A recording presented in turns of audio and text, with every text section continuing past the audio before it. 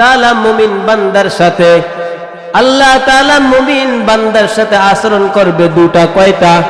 একটা হলো রহমতের আর একটা হলো মাগফিরাতের। বলি সুবহানাল্লাহ। আল্লাহ মানুষের সাথে মুসলমান যারা একদিন হলো কালেমা পড়ছে এদের সাথে আল্লাহ তাআলা আচরণটা কয়টা? দুইটা। কি কি? রহমতের, মাগফিরাতের। রহমত মানে আল্লাহর দয়া, মাগফিরাত মানে আল্লাহর ক্ষমা। বলি সুবহানাল্লাহ। এতক্ষণ যে জাহান্নামের আলোচনা শুনলাম, তাহলে আমরা সকলেই ক্ষতিগ্রস্ত, আমরা সকলেই ধ্বংস। কি বলেন? ধ্বংস না?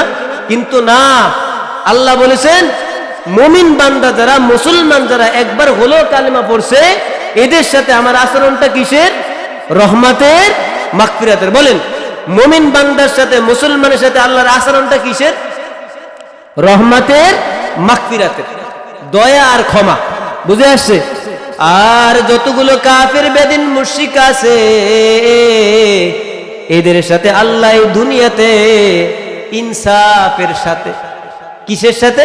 ইনসাফ। আল্লাহ ইনসাফ করে কাফেরদের সাথে, নয়তো কোন কাফের এই দুনিয়াতে টিকতে পারতো না আল্লাহ তাআলার যদি ইনসাফ না থাকতো। কেমন এই ইনসাফ? কাফেরদের সাথে ইনসাফ করার কারণে প্রত্যেকটা মুশরিক এখনো টিকে আছে আল্লাহর জমিনে। আল্লাহ বলেছে আল্লাহর ইবাদত করার জন্য তারা ইবাদত করে পূজার। আল্লাহ বলেছে গোলামি করে আল্লাহর, তারা গোলামি করে আগুনের। আল্লাহ বলেছে গোলামি করো আল্লাহর, কাফের বেদিন মুশরিক তারা গোলামি করে গরুর। আছে না নাই? আছে না নাই? এই জন্য আল্লাহ তারা তাদের সাথে ইনসাফ রাখছে বিধায় তারা ক্ষতিগ্রস্ত হয় না, নয়তো আল্লাহ তাআলা তাদেরকে ধ্বংস করে দিতে একটা সেকেন্ডের ব্যাপারও না। তবে প্রত্যেকটা কাফের মুসলমানকে ভালোবাসা দরকার। কি দরকার? কেন বুঝতে পারেন? ভাই তোরা যে আল্লাহ আল্লাহ করস, তোদের আল্লাহ আল্লাহর কারণে কিন্তু আল্লাহ আমু করে রাখছে। সুবহানাল্লাহ। ঠিক না? জোরে বলেন ঠিক কিনা? কাফের বেদিনকে আল্লাহ তাআলা কাদের উসিলা রাখছে? আমাদের উসিলা রাখছে। আমরা আল্লাহ আল্লাহ বলি বিধায় আল্লাহর জমিন ঠিক আছে। অথচ এই কাফের বেদিন মুশরিকেরা মুসলমানের বিরোধিতা করে। ওদেরকে সাইজ করা দরকার। ওদেরকে কি করা দরকার? সাইজ করা দরকার। যাই হোক, তাহলে বলেন মুসলমানের সাথে আল্লাহর আচরণটা কিসের? রহমতের, মাগফিরাতের। বলেন, মুখস্থ করেন, কিসের? রহমতের, মাগফিরাত। আপনারা ভুলে গেছেন। যখন এখানে বসছি তখন আপনাদেরকে বলছি আমরা আসছি কেন? জানতে। আসছি কেন? জানতে। জানলে কি হবে? মানতে। জানলে সহজ হবে কিসে? মানতে। আর মানলে খুশি হবেন কে? আরো জোরে বলেন, কে? আল্লাহ না? আল্লাহ না, বলেন আমার আল্লাহ। জোরে বলেন, আমার আল্লাহ। তাহলে যদি মানি তাহলে খুশি হবে কে? আমার আল্লাহ। সুবহান। ও আলমবাজারের মুসলমান, আমি আপনাদেরকে বলে যাই আল্লাহ তাআলা মুসলমানের সাথে আচরণ করেছেন রহমতের আর মাগফিরাতের। কেমন রহমতের আর মাগফিরাতের আচরণ করলেন রে মুসলমান? আমরা যখন একটা গুনাহ করি আবার জমিনের উপরে চলে, আল্লাহ তাআলা এই জমিন আল্লাহকে বলতে থাকে, ও আল্লাহ তোমার খায়, তোমার পরে, তোমার জমিনের উপরে থাকে, আবার তোমার নাফরমানি করে। তুমি আমাদেরকে একটু হুকুম দাও, তাকে আমি ধ্বংস করে দেই। নাউজুবিল্লাহ। প্রতিনিয়ত জমিন আল্লাহকে বলতে থাকে। আল্লাহ বলে, না রে জমিন, আমি আল্লাহ যে কত বড় দয়ার, আমি বান্দাকে সুযোগ দিতে ভালোবাসি। কি দিতে ভালোবাসি? এক কবি বলেন, বাজা বাজা हर आस हस्ती बाजा गर काफिर वगर वबुत पुरुस्ती बाजा। ওই কবি বলল, দুনিয়ার মানুষ ফিরে আসো, ফিরে আসো, ফিরে আসো। কোথায়? আল্লাহর দিকে, আল্লাহর রাস্তায়। ইহদিনাস সিরাতাল মুস্তাকিমের রাস্তায় ফিরে আসো। তুমি যদি ভূত পূজাও করে থাকো, আগুনের পূজাও করে থাকো, আমরা এমন এক আল্লাহ পাইলাম, ওই আল্লাহর কাছে ক্ষমা চাওয়া মাত্র আল্লাহ ক্ষমা করে দিবেন। আরো জোরে বলি সুবহানাল্লাহ। আল্লাহ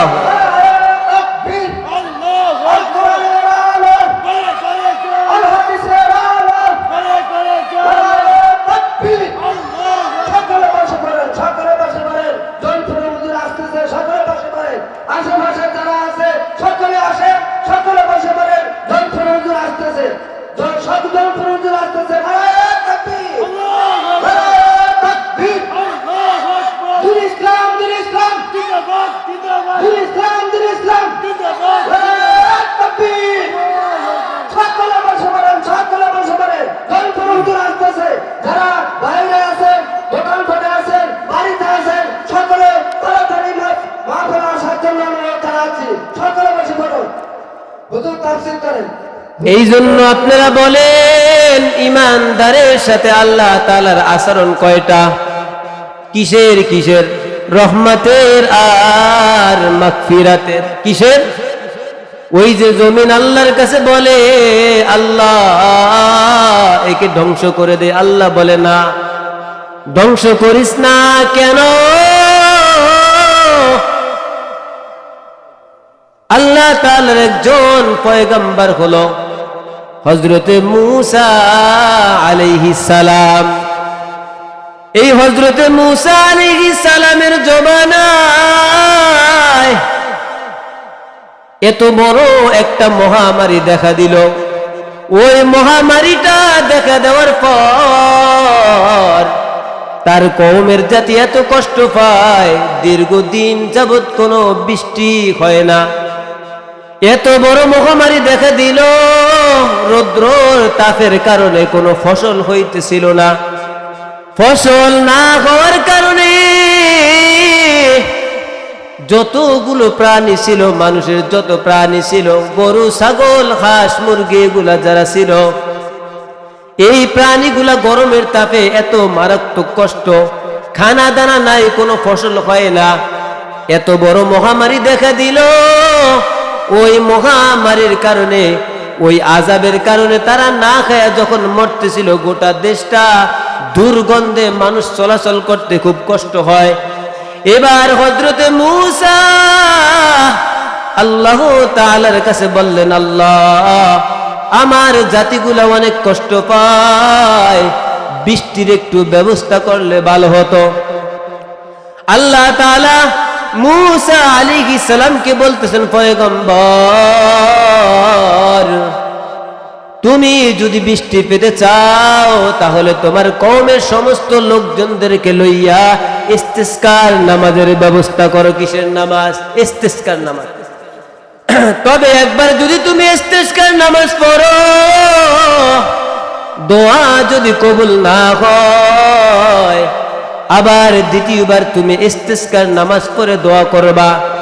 দুইবার ইস্তিসকার নামাজ পড়ে দোয়া করার পর যদি দোয়া তখনও কবুল না হয়, তৃতীয়বার আবার ইস্তিসকার নামাজ পড়ে দোয়া করবা।